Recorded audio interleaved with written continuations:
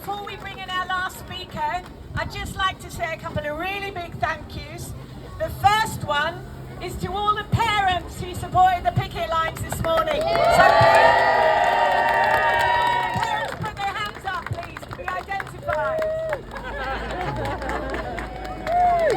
I know it's been really transformational, particularly at the primary schools. It's really given strength to the support staff and the teaching staff, so thank you very much. And then the second thank you is to all the kids who've made our picket line so brilliant. So where are all the kids? A big cheer for all the kids, please. And look at all the brilliant placards they've made, absolutely fantastic.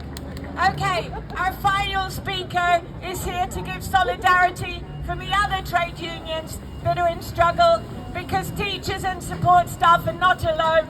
We're part of a wider struggle for the kind of public services that we all deserve and that we all need. So it's Simon Hester, who is the chair of Hastings Trades Council. Thank you for inviting me to speak. I'm the chair of the Hastings and District Trade Union Council, which links up all the different unions in the area to try and coordinate what we're doing. And I want to first of all say that all the trade unions in Hastings and this area are 100% behind you in solidarity in your fight. I also want to congratulate you because your picket lines have been the biggest picket lines in Hastings for absolutely years. But as Jenny said, you're not alone. Last week, the junior doctors were on a national strike for a week. This week, the security guards nationally at all the job centres, including at St Leonard's, are on strike to get a decent pay. They're all outsourced to private contractors.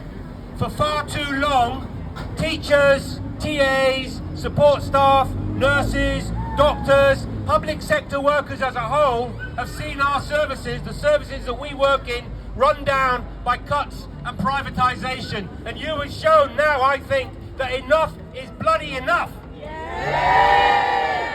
The COVID pandemic, if you think back, showed us, showed the world, showed the whole of society, especially those who were involved, who are the essential workers. It was the essential workers, the key workers, who kept society going, who implemented the rules, who followed the rules, while other people partied and took the piss out of us. Let's be absolutely clear. There's plenty of money in this country for all the services we need. There are more millionaires and billionaires than ever in history. The richest 52 families have more wealth than 50% of the population. 33 million people have less money than the top 52 families. And I was reading in the newspaper yesterday that when the government decided to remove the cap on bankers' bonuses, guess what? They're about to go up massively again in the next few weeks. No wonder the Tories face defeat on Thursday. And good riddance! We've had a desperate government hanging on with terrible distraction tactics, launching culture wars over gender and on trans rights, on scapegoating refugees and migrants. Let's be clear, this is our position from the Trade Union Council.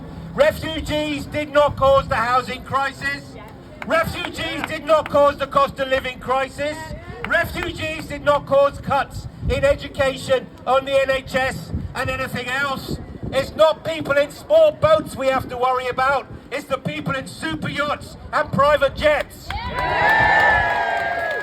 The Tories have been wanting us to punch down against minorities and the most vulnerable to get themselves off the hook, but we don't accept that.